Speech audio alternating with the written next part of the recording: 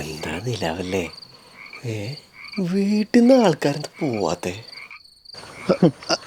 അതെ, നിങ്ങൾ കഴിക്കേ. അവിടെ 12 മണിക്കാരൊക്കെ വെയിറ്റിംഗാ. അവർക്ക് പൈസ കൊടുക്കണ്ടേ? ഒന്ന് വിളിച്ചിട്ട് പോടാ.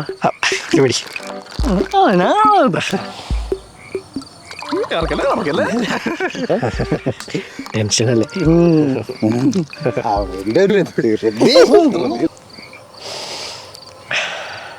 അതിനത്രയൊക്കെ അല്ലേ? അപ്പൊ വെറുതെ കാണും. ബോട്ടിൽ കാണാൻ എന്താ ഭംഗിയില്ലേ? ഒരുപാട് കഷ്ടപ്പെട്ടു സംഘടിപ്പിക്കാൻ. ഇതൊന്ന് പിടിച്ചേ. മധുവേട്ടാ,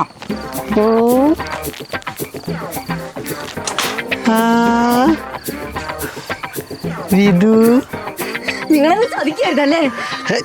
ഞാനല്ല, ദൈവന്മാര്. മോളത് പിടിച്ചേ. ഷെടാ വിജയസ്ന, വിഷ്ണു, ഇവിടെ പൊട്ടികളെ.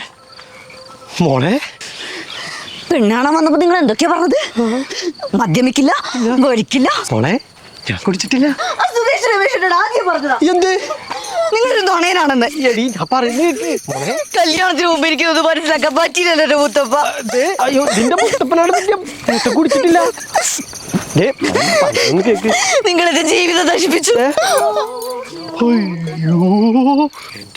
എടാ, അവളവനെയും കുറ്റം പറഞ്ഞത് മടമടാന്നടിച്ച് തീർക്കാണല്ലോ.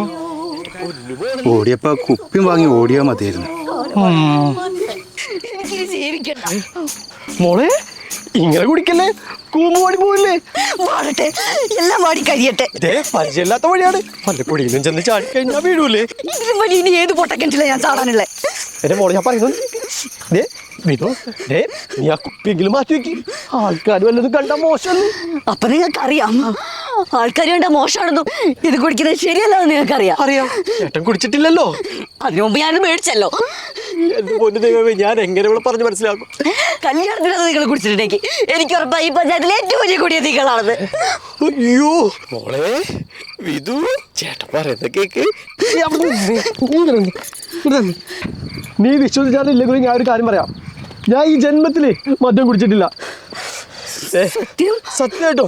നിനക്കറിയോ, അവന്മാർ നമ്മുടെ ആദ്യരാത്രി കൊളാക്കുന്ന് പറഞ്ഞോണ്ടാ ഞാൻ അവർക്കിത് മേടിച്ചു കൊടുത്തത്. സത്യം, അവര് ഭീഷണിപ്പെടുത്തിയപ്പോ ഞാൻ മേടിച്ചതാ. എന്റെ പൊന്നൊന്ന് വിശ്വസിക്ക്.